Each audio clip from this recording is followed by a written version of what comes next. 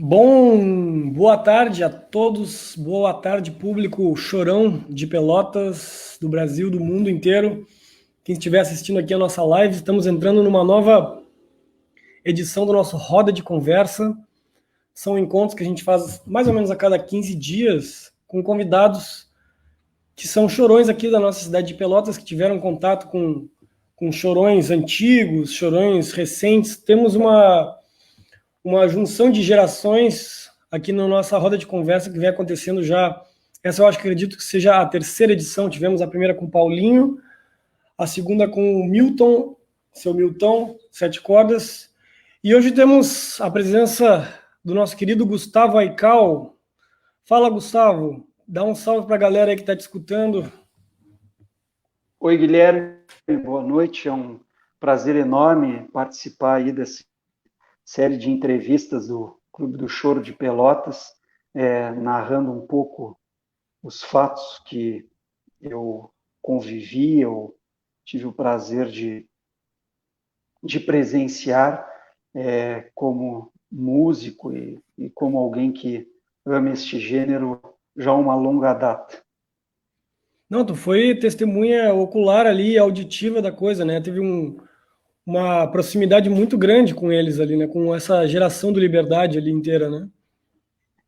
Graças a Deus, eu tive a sorte de, assim que eu comecei a estudar o violão, eu tinha 16 para 17 anos, e primeiro eu tive contato com o Solon, muito, que me indicou o professor José Otacílio Chagas, e aí, a partir do Chagas, eu passei a, a, a conhecer o Avendano, vamos dizer assim, que sabia que tocava. Porque até então eu imaginava, por exemplo, que o Avendano era alguém do eixo Rio-São Paulo, porque eu Ah, ouvia olha muito, só. durante a minha infância, um programa na rádio Diário da Manhã, que era ao meio-dia, um programa do saudoso radialista Reni Valenda. E ele tinha um programa Olha só. maravilhoso de música instrumental ao meio-dia, era um programa de uma hora e meia. E o meu pai sempre, quando nos pegava no colégio, apanhava no colégio para irmos para casa, nós íamos no Laranjal, então sempre aquilo ali acompanhava aquela rotina musical. E na volta também para o centro, às vezes no início da tarde, ainda seguia um pouco do programa, então ele sempre tocava o Avendano, né? Sempre Ah, tinha olha só que música do legal. disco do Avendano, então na minha infância eu sempre fiquei com aquele som, mas não cultivava o hábito de tocar ou conhecer, e também não indagava sobre quem era o Avendano. Foi a partir daí que eu comecei a estudando violão, começando a estudar o violão, que aí o José Chagas disse, não, o Avendano toca ali no Bar Liberdade, na frente do Hotel Cury, Palace Hotel, na Neto, esquina Deodoro, sextas e sábados. E eu e um amigo meu, Giovanni Soares, que ao mesmo tempo estava estudando comigo, só que ele era cavaquinho, nós fomos uma noite lá e foi como me reencontrar com alguém que eu já conheci há algum tempo. Tu Então, a vê só. partir dali, a partir dali começou. Eu tenho até hoje nítida imagem do primeiro dia que eu entrei e vi ele assistir, Vendano tocando. Eu tenho nítida. Aí eu me lembro de conversar com o Aluim, e aí eu me lembro do Aluim guardando o violão no estojo e limpando o violão, que ele sempre tinha uma flanela dentro do violão que ele limpava o braço, e aí ele estava limpando o braço e eu conversei com ele um pouco, perguntei, desde que idade o senhor toca? E ele disse, eu toco desde os meus 5 anos de idade. E as minhas Barbaridade. irmãs começaram a me ensinar, o pai dele tocava, mas ele começou a aprender com as irmãs. E aí eu comecei aí sexta e sábado, e aquilo foi uma constante, sexta e sábado, e eu aí Mas então comecei a... na tua família não tinha, na tua família então não tinha músicos assim. Era Não, mais na uma coisa verdade, da relação do teu pai que escutava rádio, e tu já começou na direto no verdade, choro porque tu escutava esse programa então na Rádio Diário da Manhã. eu sempre gostei muito de música instrumental, embora não fosse cultivado isso assim em casa, pelo pai não ter uma discoteca, mas por rádio eu sempre gostava de ouvir boa música internacional, bons cantores, nada que me fosse forçado, aquilo era ao natural, né? E comecei a partir lá, foi mesmo 15, 16 anos que eu despertei muito para essa coisa de seresta, choro. Eu gostava de ouvir um programa que tinha domingo à noite, era um programa na Rádio Tupanci, que agora eu me esqueci, o Franco Barreto, que foi um radialista famoso em Pelotas, ele tinha um programa domingo que tocava só serestas, só valsas, choros, assim. Então, aquilo ali começou a ficar meio que uma referência, né? E ele tinha um programa também ao meio-dia, aos sábados, que era chamado Almoço à Brasileira. E também tocava muito choro. E isso aí tudo também eu fui aprendendo mais, porque eu comecei a conviver com o Avendano, com o Toinha, com o Aluinho, né? E querendo aprender a tocar. Então, lá no Liberdade, eu tive a oportunidade de conhecer o Posidônio, né? E se tornou, vamos dizer que meio o meu pai musical, efetivamente, porque o Posidônio começou a me dar muita aula e me ensinar e me ajudar muito, me permitiu avançar no instrumento, porque aquilo era um período também que não existia internet com facilidade, não tinha material disponível. Eu ainda conversava essa semana com o Leandro Tabelião, o filho do Lopes, que tocava pandeiro, ou toca, né? Toca pandeiro, e nós tocávamos juntos. E eu conversando com ele, eu digo, tu te lembras que na nossa época, para conseguir um disco bom de choro, era uma luta. Né? Hoje tu abres, tu vês Rogério Caetano tocando, tu tens vídeo do Dino, tu tens todo Os recursos pautas. são muitos, né? Hoje tu te transforma num bom violão de 7 cordas, basta exercitar. Rapidamente tu tá com um repertório fazendo os baixarias do Dino todos, né? Porque tem muita coisa transcrita, facilitou muito. Eu me lembro que para conseguir tirar uma cifra, às vezes, de um carioquinha, eu fui para a casa do Aluinho e pedia para ele, me dizendo quais eram os acordes, e eu ia contando 1, 2, e ia encaixando os acordes até eu ter a pauta pronta com a cifra. Porque não existia isso, eles também não conheciam. Então foi um outro estilo. Eu acho também que tem uma coisa, tem assim, eu acho que realmente tem razão na questão dos recursos, né? Que hoje em dia a gente tem recurso, tem vídeo, tem áudio, os discos estão todos online, mas parece que também tem um lado negativo disso, por assim dizer, que é também que a informação ela é muito dissipada, né? Ela é tão vasta que se perde talvez tudo, e talvez essa curadoria, assim, essa relação que tu tinha com esses discípulos, com esses teus professores, né, o Posidônio, o Aloim, era uma maneira de filtrar também esse conhecimento e essa relação de professor-aluno, ela às vezes ensina mais, né, nesse corpo a corpo, assim, do que somente o virtual, online, né? Eu acho que não, também... eu digo o que eu aprendi com eles. Nem vou entrar no aspecto de vivência, de vida, eu nem vou entrar, porque na verdade o Aluinho era mais velho que o meu avô na época, e eu me tornei vamos dizer, meio que filho neto, era uma coisa assim, porque eu vivia na casa dele, né? Eu tinha contato direto, mas, por exemplo, com o Toinha, o Toinha tocava cavaquinho, mas as coisas que o Toinha me dizia, por exemplo, ele sempre chamava atenção, presta atenção no regional do canhoto, ali está a essência de tudo.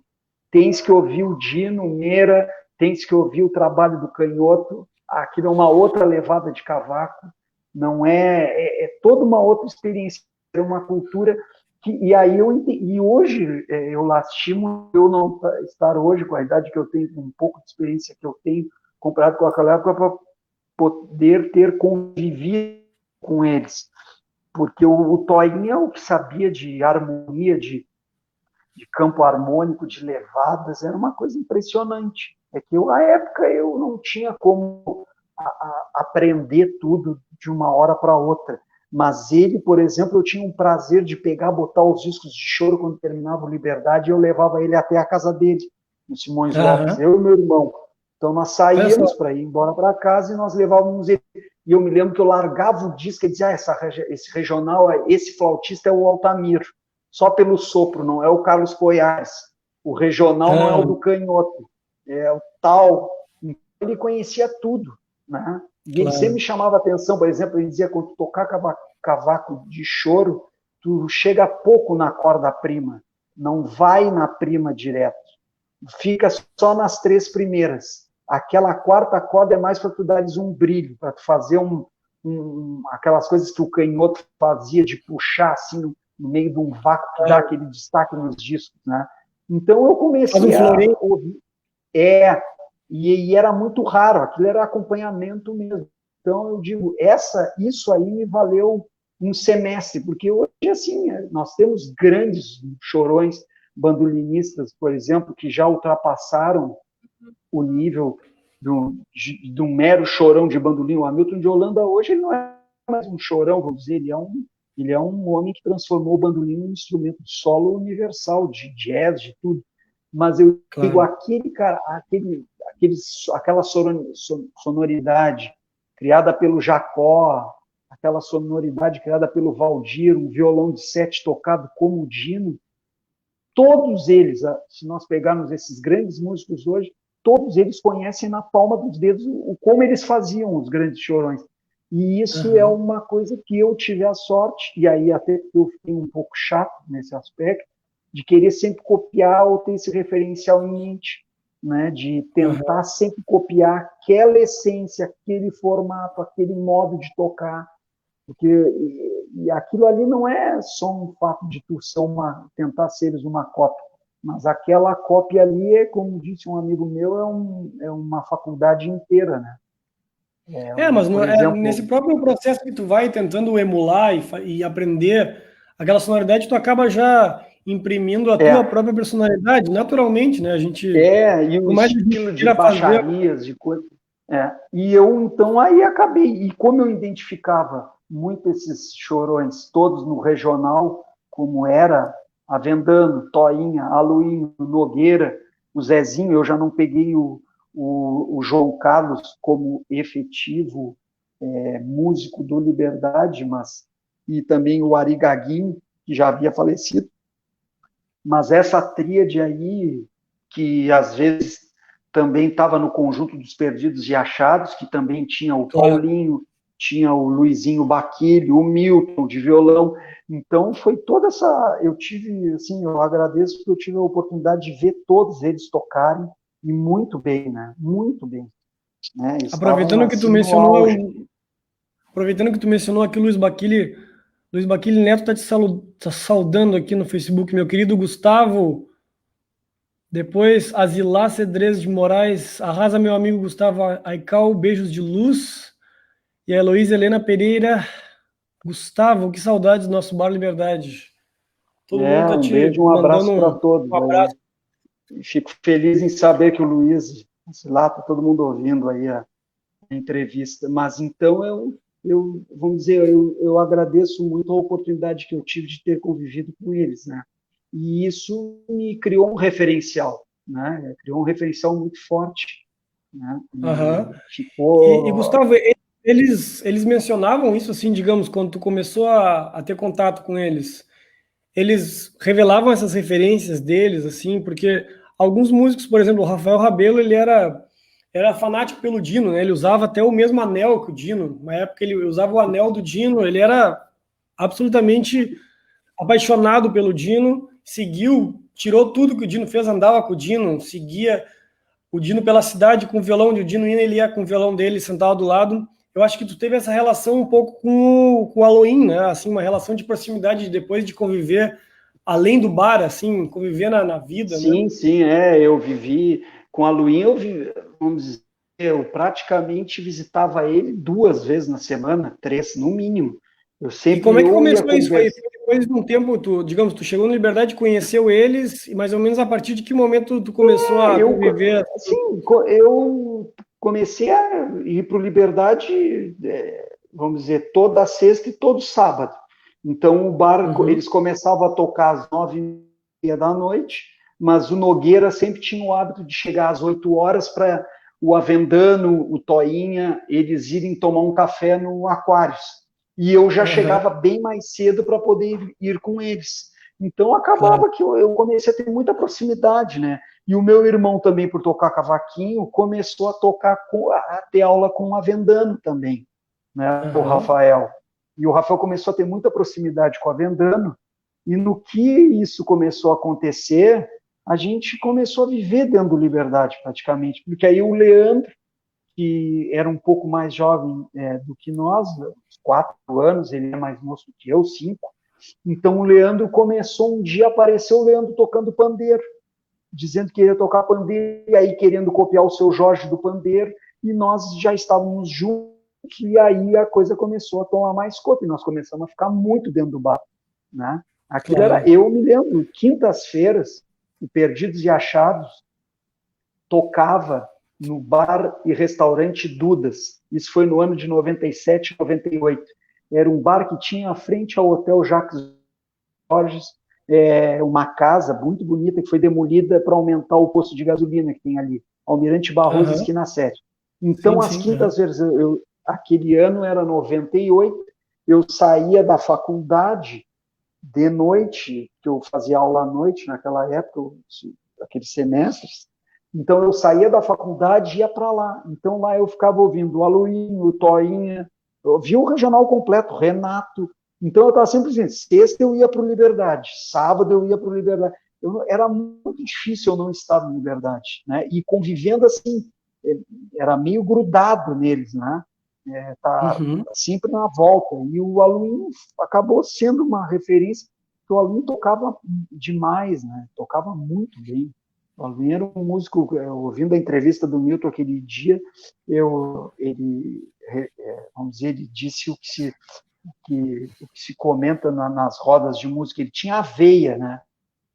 O Aluinho foi pegar os 7 cordas já bem mais tarde, mas começou a desenvolver, e aí hoje eu também começo a entender. Chegava na casa dele, qual era o disco que ele ouvia e copiava. Os Choros Imortais do Altamiro Carrilho, que aquilo ali é uma enciclopédia, né? Quem toca aquilo ali não precisa tocar mais nada, né? Seja o solista, seja o acompanhante, tá? Tem uma base ali muito sólida, porque ali tem tudo ali, né? Então eram essas coisas. O disco maravilhoso de Seresta, que para mim é um dos melhores discos de acompanhamento de Seresta que tem, que é o Carinhoso, do Jair Rodrigues, né? Que o Aluinho, naquela época, o Aluinho tinha um LP, e ele ouvia muito esse disco. Então, às vezes, eu ia para a casa dele para ouvir choro, ver ele tocar, e perguntava algumas coisas, tentava copiar, perguntava para ele. Então, as coisas foram acontecendo assim, né? Eu convivia muito na volta, né? Muito. Eu vivi, enquanto eles estiveram vivos, eu estive na volta deles todos. Depois eu vim conhecer mais à frente o Milton, né? O Milton já era um outro estilo de tocar de 7 cordas. O Milton gostava muito de fazer umas apogiaturas bonitas, uns ligados. O Aluinho já não fazia tanto. O Aluinho utilizava do ligado mais para poder a mão andar. Mas o Milton já fazia umas apogiaturas, uns movimentos de mão esquerda que davam destaque no violão. Era um outro jeito, um outro estilo. Claro, tá? cada um tinha o seu estilo. Tinha. Né? O Milton, eu acho que, se não me falha a memória, eu não me lembro, mas acho que ele, como tocava bolero e coisa, e gostava mais de um repertório assim, acho que até guitarra meio que o Milton tocava. O Toinho eu sei que tocava guitarra, né? Então eram as audições, né? Mas acabou que, como o Aluinho era o músico do Liberdade, foi com ele que eu tive mais contato, porque eu vivia lá, né? Vivia dentro. E como é que é? Te passava as frases assim, ia te passando as frases, harmonia, passava só as frases, passava harmonia também, escrevia alguma coisa, não escrevia? Não, na verdade o Aluinho não escrevia nada, ele chegou a fazer um início de aula de teoria musical para poder obter a carteira da Ordem dos Músicos. Ele tinha que fazer a prova. E eu me lembro dele até hoje, eu me lembro como se fosse hoje, quando ele me mostrava o caderno, esse caderno aqui foi que eu fui fazer, mas na minha cabeça não dava mais. Ele dizia, claro, que ele tinha um ouvido enorme, né? Então a preguiça de querer aprender partitura, e naquela época, para tocar choro era assim, tu não tinha álbuns não, eu vou ler porque eu vou poder pegar os baixos do Dino tudo no Carinhoso que está gravado, ou no Sofres Porque Quer. Não tinha que ir para cima do disco e copiar. Claro. E o Aluim era muito inventivo também. E como ele tinha ecletismo de solar bandolim, solava rabeca, ele fazia Sim. umas coisas no violão que ele dominava o braço do violão, por incrível que pareça. E com uma digitação que quase sempre ele não usava o mínimo. Era sempre os 3, indicador, médio, anular. O mínimo era muito raro ele usar o dedo mínimo. Ele sempre trabalhava com 3 dedos, tipo bandolinista.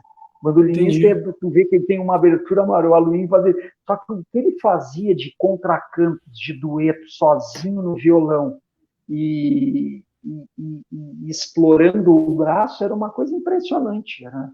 Assim, hoje eu começo a pensar, eu, por exemplo, lastimo hoje não poder ter o contato, né, estar vivo, eu poder tentar sugar mais aquele conhecimento, que era uma coisa incrível. Ele dominava o braço, ele fazia.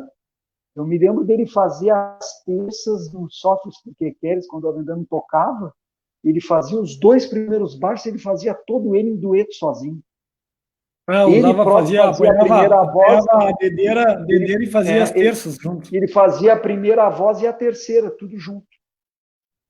Eu, por exemplo, legal. Por mais que alguém que eu vi fazer isso de 7 cordas foi o Ventura Ramírez, que fazia muito, que era violonista do Demônio da Garoa, né? Então ele tinha muito domínio, era um violão muito seguro. E o regional do Avendano era o regional, assim, que na verdade era o Perdidos e Achados também. Só falar, o modo de dizer, porque era o que tocava no Liberdade. Era uma beleza, era uma segurança aquilo, era as paradas certas. O Toinha era uma coisa impressionante, um campo harmônico, aquilo era rico demais. Né? A gente viu aqui no episódio do Paulinho, aqui na entrevista do Paulinho, a gente chegou a ver uns vídeos do Perdidos e Achados, não sei se tu acompanhou, dá para ver mesmo como soava junto, né, o regional, né?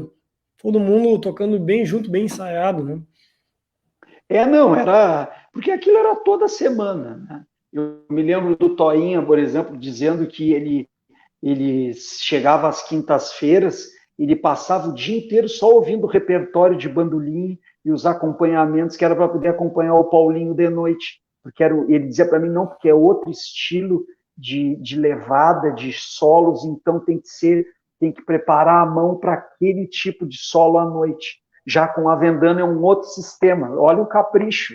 Era um outro nível, né?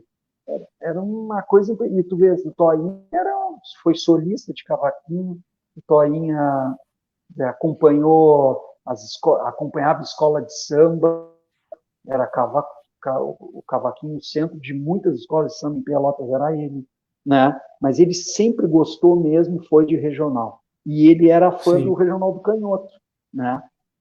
Tanto que tem uma história que ele me confirmou e que o Solon é que me contou a primeira vez, que o Toinha era tão aficionado no Regional do Canhoto que o filho do Canhoto uma vez estava em Pelotas e foi no bar Rua da Seresta, que era o bar de propriedade do Solon, mas que o Toinha era um músico que tocava com o Solon. Claro. E era uma noite calma, chegaram 2 caras, né? Sentaram e o Toinha estava tocando. E o cara dizia para o outro, pô, parece que eu estou vendo meu pai tocar, mas que coisa incrível, eu nunca tinha visto. Mas olha só, é o som do meu pai. E aquilo foi a noite inteira. Aí terminou a noite, o cara chegou, se apresentou e disse, olha, eu quero lhe dar os parabéns. O senhor toca igual o meu pai.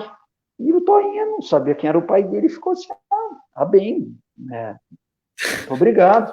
E o amigo dele dizia assim, que ele não quer dizer quem é o pai dele. E aí o cara disse assim, aí o Solon disse, tá, mas quem é o teu pai? E ele disse assim, o pai dele é o Canhoto, aquele famoso do regional. E o Toinha disse, o teu pai é o Valdiro Tramontano, o Canhoto? E ele disse, é o meu pai. E ele disse que abriu o estojo, era cheio de foto do Canhoto, recortes de revista, tudo. Tanto isso, eu não cheguei a ver essa foto, porque eu nunca tive a oportunidade de ir na casa do Toinha. Mas eu não sei se há essa foto guardada em algum lugar, mas o Canhoto depois mandou uma foto do Rio de Janeiro para o Toinha, dizendo ao meu fã número 1, Arnóbio Madruga, esperando um dia poder conhecê-lo. E autografou. O Porque Rafael o está me dizendo filho aqui, dele, a produção está dizendo que tem a foto que tem no acervo, né? Que a foto está até no que é... acervo, nosso acervo do Júlio de Pelotas, que está passando Ah, aqui, então gente. Ó. tá aí. Quem quiser acessar, ó,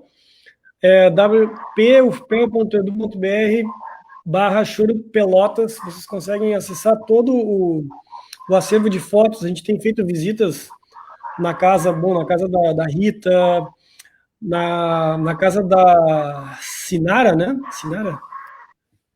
Isso. E tem se recuperado muito material, né? E algumas, até vamos É, já isso ver aí é uma uma... coisa aqui, ó. Tem uma. Tu estava falando antes do Halloween, né? Tem o Sim, João Pinheiro, talvez tu conheça, o João Pinheiro fez um TCC, um trabalho de conclusão de curso na UFPEL, que ele fez uma. sim. Eu acho que tu deve ter até contribuído com esse trabalho, Gustavo, que ele fez uma recopilação, assim, da biografia do Halloween, falou um pouco sobre as composições, sobre o estilo de acompanhamento, né? E vamos ver se a gente consegue compartilhar aqui para ver algumas fotos desses. Porque o Halloween ele era também luthier, né? Isso que é interessante. Se a gente consegue ver aí. Tá rolando produção. Vamos ver se a gente consegue fazer essa. Ó, então ali tava. Aqui tem uma foto que tá o Milton tocando nesse palco que parece um disco voador ali, né? Ah, isso aqui eu acho que foi quando a Sinara morava em Porto Alegre. Ah, olha só. O Gilberto tá de violão ali, o Aluinho de cavaco no fundo, o Luiz Baquilha à direita, o Zezinho de pandeiro, o tio Nadir devia tocando tamborim ou a cacheta, e o Paulino de surdo. O Halloween tá de Ah, ó. bandolim ali no caso, né? Tá solando bandolim, como tu falou mesmo, né? Que ele era. O Aluinho tá solando bandolim. Tá solando bandolim, o Luiz Baquilha. Daí O tem umas Gilberto de outras aqui, ó. violão. Vamos ver se a gente consegue. Tem o Milton, ó. O Milton acompanhando o Halloween na Rabeca ali, ó. Ah, isso aí eles faziam seguido. Eu muito tive contato com o Milton também, foi na casa do Aluinho. O Aluinho sempre, os aniversários dele ou da Tia Fina, eles faziam um churrasco aos domingos e aí começava 10 da manhã, parava às 6 da tarde. Era Ali, sempre ó. assim. E aí, muito músico bom, eu conheci na casa do Aluim o falecido Caldeira, que era um grande guitarrista, um homem tocava enormemente, era assim, ele fazia uma guitarra já de coisa muito avançada no tempo, sabe? Harmonia de muita dissonância, dominava o braço da guitarra, foi um grande músico em Pelotas também, né? O Caldeira. Eu Caldeira. conheci ele no. Vale a pena conhecer um pouco da história do Caldeira, assim, independentemente dele ser um chorão, ele era um grande músico, o músico trabalhou muito em Pelotas. E eu conheci muitos músicos lá, pessoal de bandoneon ia muito na casa do Aluim. Então era um período. Pô, aqui a gente consegue ver Aqui o foi um aniversário, violão. eu acho que foi um aniversário, acho que da Sinara, que nós estávamos todos lá na casa do Aluim. Eu me lembro que eu tô nessa roda aí. O Posidônio, eu acho que está tocando bandolim, e eu Eu devo acho que estar aqui até do do lado lado. pode Ó. ser tu, esse óculos Sou eu, aqui. sou eu. Sou eu mesmo. Eu estava nesse aniversário. E esse E o violão de violão sete, aqui foi ele que fez, né? Ou foi ele que adaptou, fez. não sei. Porque, na verdade, o primeiro violão de sete do Aluim, o Aluim, primeiro, eu acho que o Milton emprestou para ele um segundo violão do Soto que o Milton tinha. O Aluinho ficou um tempo com ele, estudando, que ele tocava de 6 cordas. Só que aí o Milton, acho que mandou arrumar o primeiro violão dele e pediu, que precisava para tocar, pediu o segundo violão. E aí o Aluinho, como já estava gostando de tocar com a sétima corda, pegou o dossoto dele, que era de 6, furou, aumentou o braço, vamos dizer, o braço não, aumentou aquela parte na ponta do violão, na cabeça do Sim, violão, né? botou a sétima corda e reduziu os espaços entre as cordas, não era mais 9 milímetros entre uma corda e outra, estava em torno ali de uns 6, 7 milímetros. Porque ele, na verdade, ele tocava só com o dedão, e puxava a corda só com o dedo indicador. Isso era uma coisa gozada. Ele não... porque na verdade ele explorava muito mais eram os trabalhos de baixaria, né? Então acabava, quando ele ia fazer, ele ou batia com a dedeira, ou ele fazia puxando, mas só com o indicador. Mas o dedão dele, quando ligava, eu dizia para ele, tem um motor aí nesse dedão, né? E ele dizia para mim, não, isso aí é com o tempo que tu pega, tempo nenhum, tem um motorzinho aí. Ele mexia comigo e dizia, o dia que eu morrer, tu vai lá, arranca o meu dedo, e tira o teu e bota o meu no teu lugar, que está resolvido o problema. Ele era um grande amigo. Ele era mecânico de caminhões, né? É isso? Era mecânico de caminhões. E mecânico de caminhões. Eu mexia com ele, ele treinava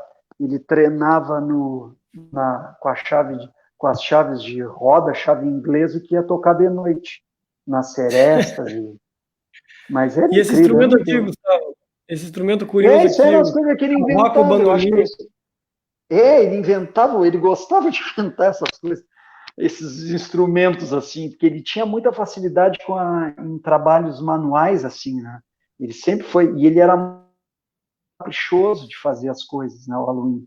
Então, ele, assim como ele era caprichoso na música, ele era na vida dele, assim, sempre ia tocar, estava sempre bem arrumado, cabelo com gel, sempre no lustro.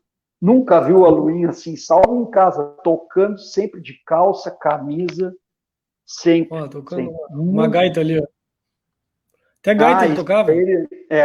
E muita coisa eu aprendi acompanhando ele com essa gaitinha. Ele ia tocando e eu ia olhando ele no braço do violão e ia indo atrás, repetindo. Era uma coisa incrível, eu não sei como é que ele fazia isso. Ele tocava a gaita e ainda bordoneava, era uma coisa assim. Parecia que ele tinha dois cérebros funcionando ao mesmo tempo, ou conseguia fazer com que o lado esquerdo e o direito trabalhassem sem interferência, porque ele conseguia fazer uma contramelodia ao mesmo tempo que estava fazendo uma melodia na gaita de boca. Era incrível. Você vê que ele era bem eclético, né? Porque estava tocando gaita ali. Ele gostava de música. Ele escutava, dá para ver que ele escutava de tudo, né? Acho que de repente ele era bem aberto, assim. Tango, ele dominava muito tango, ele conhecia muito tango, gostava. Ele dizia para mim, o tango é uma música com campo harmônico muito rico. Mas ele sempre dizia, uma coisa que ele sempre me dava de lição, ele dizia no início, ele dizia, começa a acompanhar valsas, porque a valsa te permite ter tempo para pensar em fazer um bordão, para levar para o outro acorde, ela não é muito um em cima do outro. Então, começa a treinar valsas, porque tu vais começar a desenvolver a tua baixaria, e aos poucos tu vais adquirindo noção de como conduzir os teus baixos. Então, isso aí, por exemplo, é uma lição que ele me passou. E eu sempre que interessante, ele já tinha uma noção já de data, assim, né? De professor, de pedagogia já, né? Talvez como ele aprendeu, ele já ensinava e já conseguia selecionar a melhor maneira de ensinar, né? Mas a tia Fina contava uma história muito interessante, assim, depois que eu fiquei muito amigo, ela dizia assim, o que o Gustavo tem, Aluim, que tu tem essa paciência com ele? Ninguém tu tem essa paciência. Tu não tem essa paciência de bateu. E ele dizia, mas esse aí pega rápido. Ele dizia, esse pega rápido. É que, claro, eu já, por exemplo, ele me passava um choro, eu me lembro um choro que ele me passou uma vez, muito bonito, Serenata no Joá, do Radamés em Átali, que ele solava. Ele me passou toda a harmonia e no fim da tarde eu já estava tocando. Ele dizia, por isso que eu ensino da gosto, ele anotou tudo aí nesses caderninhos dele, já está tocando o choro direitinho comigo. Então, eram essas coisas. E aí depois Vamos escutar um pouquinho tem um registro aqui do nosso acervo, que acho que foi um acervo que o Paulinho conseguiu pra gente, que tem vocês todos tocando, não sei se na casa de quem agora tu vai olhar o vídeo e vai nos dizer, vou ver se eu consigo compartilhar aqui, para vocês acompanharem um pouco desse trabalho de registro e resgate do choro pelotense que tem acontecido. Aqui, vamos ver se está rolando.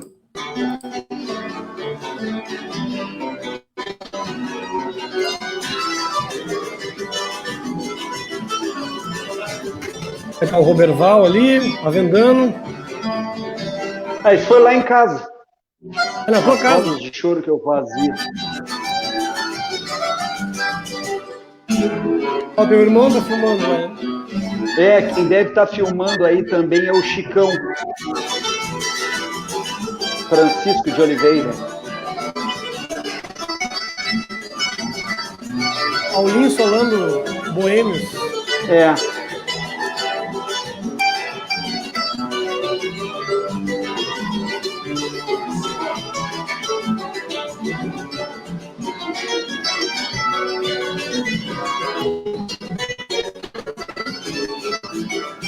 Milton.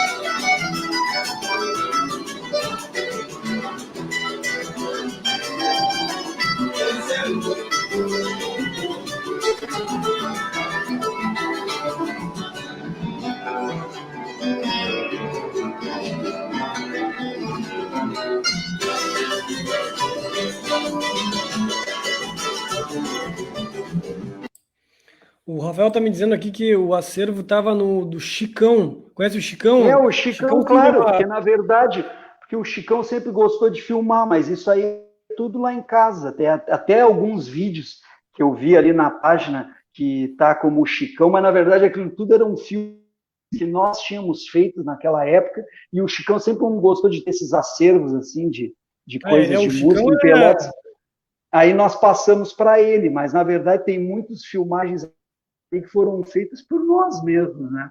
Na época, assim, era eu, o Rafael, aí depois o Eduardo Lorenzi, que hoje é promotor o Eduardo está em São Leopoldo, eu acho que é. O Eduardo também começou a estudar cavaco no José Chagas, e aí também se aproximou de nós, começamos a tocar juntos, e aí muita coisa a gente fazia, né, de filmar, isso era tudo conosco, né, essas coisas mais antigas. Então, mas aí eu passei para o Chicão algumas coisas, porque ele sempre gostou de ter esse material de música de Pelotas, até porque aí ele ajudava também para tirar das fitas VHS e colocar no DVD para nós, e aí ele acabava também ficando com esses registros. Mas isso foi uma roda lá em casa, eu acho que foi lá por 2010, por aí. Um abraço pro Chicão, se estiver assistindo aí, Chicão, um abração pra ti aí. Vamos ver se a gente consegue ver mais um pouquinho do vídeo. Tem uma parte aí que o Aventão tá solando mais de pertinho aqui, ó.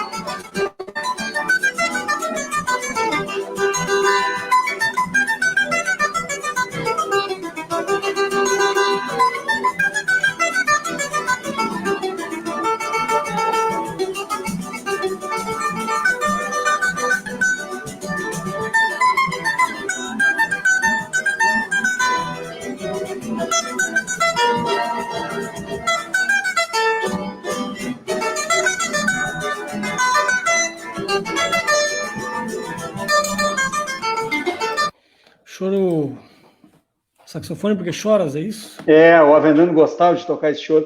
Essa roda aí, no dia, o Luizinho Baquini teve que tocar pandeiro, porque o Leandro, que iria para fazer o pandeiro, não pôde ir. Eu me lembro, eu acho que ele teve uma insolação, acabou não indo. E o Posidônio iria de saxofones até essa aí, também acabou não podendo lá, porque surgiu um compromisso, alguma coisa. Mas, bem ou mal, ficou o registro aí dessa... Veja, faz 10 anos isso. Que horror. Aproveitando que a Passa gente viu muito ali as rápido. nossas imagens do nosso eterno, eterno mito, assim, da nossa inspiração, né? O Avendano. Queria te perguntar aqui, o Gil também está perguntando, Gustavo, tu acha que ainda existem outras obras do Avendano, assim, para sair, ainda que ainda sejam ocultas, ainda que não tenham sido descobertas? E se tu presenciou, assim, alguma parceria, de repente, do Avendano com o Halloween? Eles não compunham juntos, assim, nesses momentos aí de Não, reuniões, não tinha infelizmente. ali, vamos fazer essa harmonia aqui, vamos fazer aquilo. Falava isso, não? Na verdade, assim, o Avendano levava o choro cru, vamos dizer, o solo, somente por A melodia. liberdade, e o Aluim e o Toinha é que, na época, se encarregavam de botar toda a harmonização, toda. Eles faziam na hora, assim. Eu me lembro que sempre antes de começar a tocar, assim, que o bar começava a ter movimento, o Avendano chegava com um choro novo, era o momento que eles tinham para treinar aquele chopete faz, então ia pegando. E aí, durante a noite, eles já tocavam uma, duas vezes. E aqui o aluinho, né, para o Toinho levar para casa depois. Mas era tudo muito rústico, assim. Né? O Mas não, Avendano não rolou esse infelizmente. negócio de um fazia a primeira, outro fazia a segunda, ou Não, isso trocava. eu não me lembro. O único choro que eu me lembro, aí não foi parceria, assim. Que eu me lembro que o Avendano contribuiu num choro do Toinha, que era Uma Noite no Uruguai, que é um choro muito bonito. Esse Ah, choro sim, aí, o sim. Avendano transformou a segunda parte em dueto. Então, o Toinha estava solando, né, porque era um choro do Toinha, e aí o Avendano acabou colocando a terça que ficou como, vamos dizer, notas obrigatórias, né, dentro Entendi. da melodia. Uma Noite no Uruguai era um choro lindo, lindo, lindo. A Era, não gente é, né? conseguiu descobrir uma partitura desse choro, não sei se foi o Postidoni que preparou, mas ele tem uma partitura desse choro lá na casa da Rita. A gente conseguiu inserir no nosso acervo, ele está disponível também para o pessoal que quiser olhar no acervo.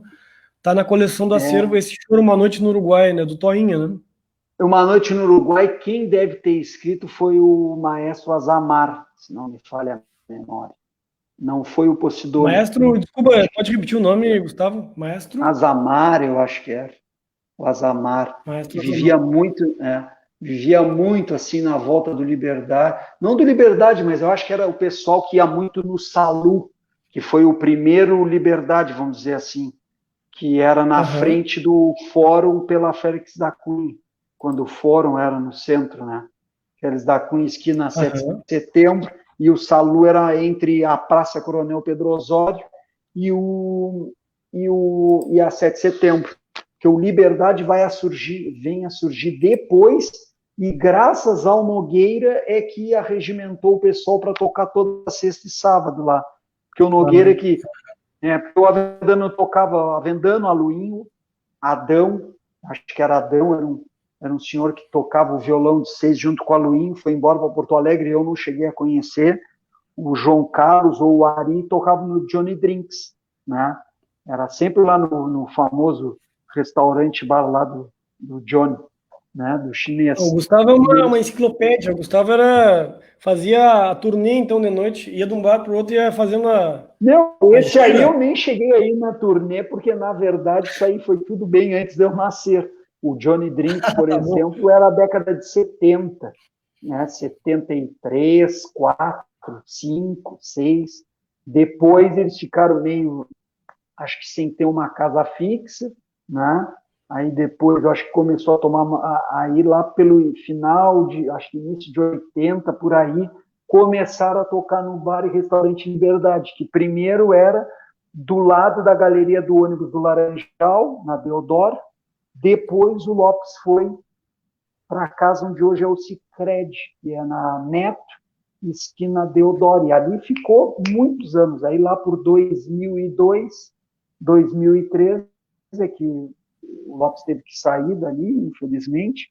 Saiu dali, ficou um período meio sem música, e os músicos foram tocar lá no bar e restaurante, acho que era ali no Clube Comercial, né? O pub do Clube Comercial, acho que era Boulevard, eu não me recordo, tocavam ali, ficaram tocando ali até o Lopes reabrir na casa até o fim dela, que foi lá por 2006, por aí, 2007, um pouquinho antes, que ele reabriu na Deodoro e ficou até fechar, né? E ali até o Avendano tocar até a data do falecimento dele em 2012. Sobre o maestro Então Azamar, foi... aqui o Luiz Baquili e o Paulinho estão dizendo aqui que, bom, o Paulinho disse que conheceu ele, o Luiz Baquili disse que foi mestre da banda da antiga Escola Técnica Federal de Pelotas, o Azamar, que era o mestre da banda. E ele vivia muito nisso, né? Porque aí também tinha teve uma época também, que eles me contavam essa história, que eles tocavam num restaurante que era debaixo da associação comercial, do lado do Café Aquário ali, depois tinha uma outra onde hoje é a registro de empresas, eu acho que ali tinha um restaurante um pouquinho mais à frente, e eles tocavam ali, naquela época tocava o Avendano, tocava o Renato de flauta e o Posidônio tocava clarinete naquela época. Eles faziam um dueto de sopro. E o Posidônio, nessa época, era músico da brigada, não era maestro ainda. E o Posidônio tocava o clarinete. Então, o Posidônio acabava treino, saía da brigada, quando ia tocar de clarinete nesse bar. Mas aí eu acho que deve ser bem no início dos anos 70, até pouquinho no final de 60. E depois, que era a grande casa, show de Pelotas, que eu acho que eles tocavam mais seguido, que era no Sobrado, né? O Roberval cantava, o Toinho era músico do Sobrado direto, né? O Toinha, por exemplo, no Liberdade, teve uma época que ele tocava até a meia-noite, e da meia-noite em diante ele tinha que sair porque ele tinha que trabalhar no Sobrado. Que legal. E, Gustavo, tu chegou a conhecer essa... A gente também, nessas nossas visitas à Rita, a gente descobriu umas espécies de partituras do Avendano, mas eram uma maneira de registrar artesanal dele, assim, as partituras. Não sei se tu participou disso aí, eu vou te mostrar aqui, ó. Vamos compartilhar essa... Não sei se o Rafael tá compartilhando já. Vamos ver aqui. O Rafael tá compartilhando já, né? Então nem vou compartilhar aqui. Não, acho que eu compartilhei por cima do... Não sei o que tá acontecendo. Enfim, tá vendo ali isso aí esses eram os choros que ele ensinava todo mundo de cavaquinho. Meu irmão mesmo o Rafael aprendeu muito choro, Lorenzi, era tudo nesse sistema de tablatura. Decorava a melodia no ouvido, mas a digitação e as notas vinham todas nesses números aí. 22. Isso aqui, no caso, seria o número das casas, é isso? É segunda casa, segunda corda. Ou segunda corda, segunda casa. Era isso. 20 é a segunda corda solta. 32 é a terceira corda na segunda casa. 31 é a terceira corda na primeira casa. E assim tu ias. Só que a divisão mesmo tinha que ser feita toda ela decorada. Por isso que ele gravava... Ouvia a música, né? Ouvia a música foi uma pena. Eu sempre digo, hoje eu vejo a efervescência aí da faculdade, da universidade, principalmente porque o grande, vamos dizer, a grande semente que abriu o conservatório e criou essa relação muito estreita da academia com os chorões de Pelotas foi graças ao Raul, o professor Raul. O Raul é que teve esse mérito todo, só que à época não tinha tanta essa difusão que graças hoje o choro tem no Brasil e que criou essa multidiversidade de músicos vindo de vários lugares que pudessem se interessar mais pelo choro, né? E aí acabou que faltou esse elo, que se tivesse tido um contato maior como tem hoje do Avendano, talvez grande parte do trabalho dele hoje estivesse todo escrito, né? E embora o professor Machado, em Porto Alegre, tenha feito os cadernos de música, né? Com muito choro do Avendano. Claro. Só que tem alguns deles que tem até algumas transcrições de frases que não eram do choro. Eu sei, por exemplo, que o pessoal de Porto Alegre, na época, estava tocando 80, e eles faziam uma escala que o Avendano tinha gravado num disco, e está num disco que o professor Raul gravou uma vez dentro do Liberdade, ele fez uma escalinha de sol maior assim, e eles achavam que aquilo ali fazia parte da introdução da música, mas não tem nada a ver, era direto. Aí eu dizia, não, isso aqui não está na música, isso aqui é fora, né? Isso aqui foi uma escala que ele fez. Então faltou esse... Eu ainda tentei fazer cópias de partituras de algumas coisas, né? Consegui, o Lorenzi, à época, transcreveu alguns choros, eu com o Sidônio transcrevi, passava limpo, levava para o Avendano ouvir no sistema aquele do Encore, o Avendano ouvia, dizia, essa tá certa, aqui eu acho que a divisão não é bem essa, eu ia lá e ajeitava na pauta, né? Uhum. Então, mas não, o manancial total dele não teve. O Toinha, por exemplo, certamente levou com ele vários solos dele maravilhosos. Tinha uma valsa que o Avendano acabou se esquecendo depois. Era uma valsa em 3 partes do Toinha, linda, linda, linda, mas por não ter partitura se perdeu. O Renato da flauta também tinha um choro só. Ele sempre dizia, esse é o meu único choro que eu fiz. Era lindo o choro, mas nunca escreveram aquele choro. Nunca escreveram, nunca teve ninguém para escrever. Na época que a relação do Avendano com o Valdir Azevedo, que teve esse álbum aqui, né? Eles lançaram um disco, e daí na época o Avendano teve a sua música registrada por uma editora lá do Rio de Janeiro, que é essa cópia que a gente encontrou também aqui toda a América. Na conversa com a Rita, né? Era um disco que vinha com o caderno de partituras junto, né? Então ali o Assim Traduzir Você foi todo transcrito ali, foi levado à partitura na época, né? Isso aí eu não sei que ano que é. 76, ali. 76. Né? E depois só essa metodologia das tablaturas. Das tablaturas, né? Tablaturas. Mas é o que tinha, né, para se poder, à época, registrar alguma coisa. Agora, o problema é saber qual a melodia para executar essas notas, né? Foi o que... Claro, tem que conhecer a música. Aí teria que ter, eu não sei, porque eu nunca cheguei a ouvir as fitas onde o Avendano gravava os choros, porque ele sempre tinha esse hábito, ele compunha um choro, então ele gravava numa fita, né? E talvez ele possa ter registrado, esse é o choro, como esse aqui, né? No choro tal, e aí ele executava e gravava, né? Claro. Agora, quando passar essa pandemia, a gente vai ter que fazer uma reunião grande de todos os entrevistados aqui, colocar essas fitas todas para tocar de cabo a rabo e vamos ficar tentando pescar ali, né? Alguma coisa nova que apareça. Eu digo, se o Avendano deixou uma obra imensa, sem dúvida, né? Sem dúvida, deixou muitos choros bonitos. Fez assim, eu fico muito feliz em ver a página do Paulinho e ver que as músicas que o Paulinho compôs estão todas sendo transcritas e colocadas na pauta, porque esse vamos dizer, não é um defeito, mas foi um período da nossa educação musical em Pelotas que os músicos populares acabaram tendo esse vácuo com as coisas que pareciam ser só do mundo clássico, né? Só do erudito, da partitura. Faltou um pouco isso, ou alguém que tivesse essa visão à época para poder trazer esse pessoal, transcrever, fazer Mas são coisas que... mas tu já mencionou alguns desses mediadores, assim, né? Tu mencionou alguns mediadores, acho que o Posidônio trabalhava um pouco nessa dupla mão, assim, de saber escrever, saber registrar e saber o ouvido também, né? O Azamar também foi citado aqui. Eu acho que eram alguns elementos que às vezes mediavam essa coisa da escrita, né? E também eram as dificuldades, né?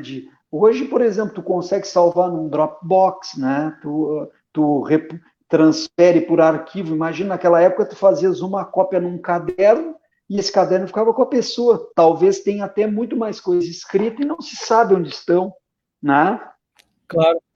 Então, esse trabalho é o que a gente está fazendo ali. O Rafael Veloso está coordenando esse trabalho de resgate do acervo do Choro de Pelotas. Já fizemos algumas visitas, como falei antes, para a Heloísa, né, na casa do Toinha, para a Rita, na casa do Paulinho, e tem algumas outras agendadas, como a da Sinara, né, para ver se a gente descobre mais composições mais registros, mais vídeos, mais gravações, né? É. Vamos ver aqui o que é que. Vamos só. A gente está chegando. Tem muita coisa para falar, né, Gustavo? Mas a gente está chegando ao final da nossa hora de conversa aqui. Vamos ver quem escreveu para essa roda. Bom, já tinha falado aqui.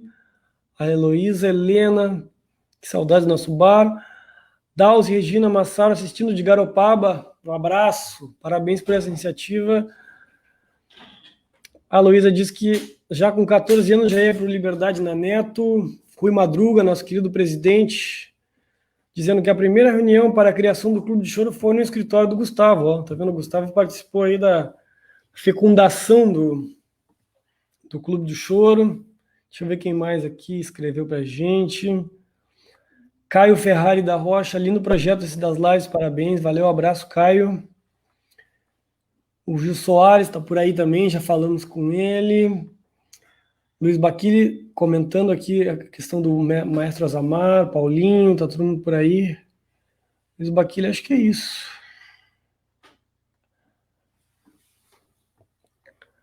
Que legal, Gustavo. Que bom a gente poder relembrar esse tempo aí antigo, né? Onde as coisas talvez fossem um pouquinho mais devagares, assim, no sentido de que tinha as pessoas se reservavam mais tempo, talvez, para os encontros, né? Para se ensinar, para intercambiar coisas. Hoje em dia as coisas parecem estar um pouco mais rápidas, né? Mais aceleradas, mas também a gente tem, como a gente conversou antes, né? Tem essa questão de ser a dicotomia, assim, de ser uma coisa muito boa, porque disponibiliza, a gente tem a um clique de distância um acervo do Choro de Pelotas, mas claro, aquele tempo antigo não volta mais e é bom a gente poder rememorar contigo esses momentos de aprendizagem, de choro. Queria te agradecer por todo esse conhecimento, todas essas histórias que tu traz para a gente e deixar aí livre para tu dar as tuas palavras finais, dar um tchau para a galera, agradecer Não, se tu eu só tenho a quiser indicar agradecer, alguma coisa. Guilherme, e dizer que é um prazer. Não, eu só tenho a agradecer e dizer que foi um prazer enorme trabalhar e fazer, rememorar um período aí da vida que foi de muita felicidade, né? Musicalmente foi um crescimento enorme e sensibilidade e de amizades que eu fiz, reencontros, vamos dizer, que eu tive, e amizades que eu perpetuei com pessoas que me ensinaram muitas coisas, né? Então, eu só tenho a agradecer e parabenizar a iniciativa do Clube do Choro, que, na verdade, eu acho que, como o Rui comentou, aquela primeira reunião, graças principalmente por iniciativa mais dele, do Paulinho, e de arregimentar o pessoal, foi que hoje tem já esse trabalho maravilhoso aí, surgindo aí bons músicos, né? Violão de 7 cordas, violão de 6, cavaquinho, e esse elo com a tradição é importante porque faz com que, embora se possa avançar, não se percam os referenciais, porque os referenciais é que podem manter a identidade, ainda que ele possa ser, vamos dizer, cada um tem o seu estilo de tocar, mas quando tu mantens a identidade, tu mantens viva a essência, né? Então, isso é o importante. E saber que, como nós havíamos começado no início da conversa, agora é um momento de saber quais as informações buscar, porque todas estão aí disponíveis, né? Então, eu acho que é o trabalho que o Clube do Choro está começando já a fazer, já está dando uma roupagem, já tá fazendo com que o Choro em Pelotas entre num outro estágio de evolução, que me alegra muito, né? E espero que siga esse período aí por muito tempo e colhendo cada vez mais frutos. É isso aí, muito E um obrigado. A gente abraço tem. aí a todos os amigos que estão aí assistindo. É isso aí, Gustavo. Muito obrigado novamente. O clube realmente, como tu falou, é um encontro de gerações. A gente está sempre conversando com pessoas que já têm uma trajetória grande e as pessoas que ingressam no clube às vezes têm a possibilidade de aprender o choro do zero com composições de pelotenses, né, com pessoas do choro de Pelotas. Então as pessoas já aprendem o choro já com um repertório local, né? Isso é uma coisa bem interessante, graças ao nosso caderno do choro, que quem não conhece ainda pode também conhecer pelo link que está passando aí na live embaixo do acervo do Choro de Pelotas. Lá tem um link para conhecer esse caderno. Quem tiver interesse em adquirir o caderno, em conhecer mais, também pode entrar em contato com o clube. Quem quiser fazer pontes de contatos com outras regiões do Brasil, com outros clubes do choro também, a gente está com esse canal sempre aberto. E é isso, minha gente. A nossa hora de música e de conversa se terminou por hoje. Fiquem atentos para a próxima. Agradeço mais uma vez ao Gustavo Aycal pelo seu tempo, pela sua dedicação aqui à nossa live, nossa maneira de se encontrar durante essa pandemia, essa crise louca que anda aí pelas ruas. E obrigado ao Rafael Veloso na produção e a todos que participaram. E é isso aí, minha gente. Um abraço a todos e até a próxima. Tchau, tchau.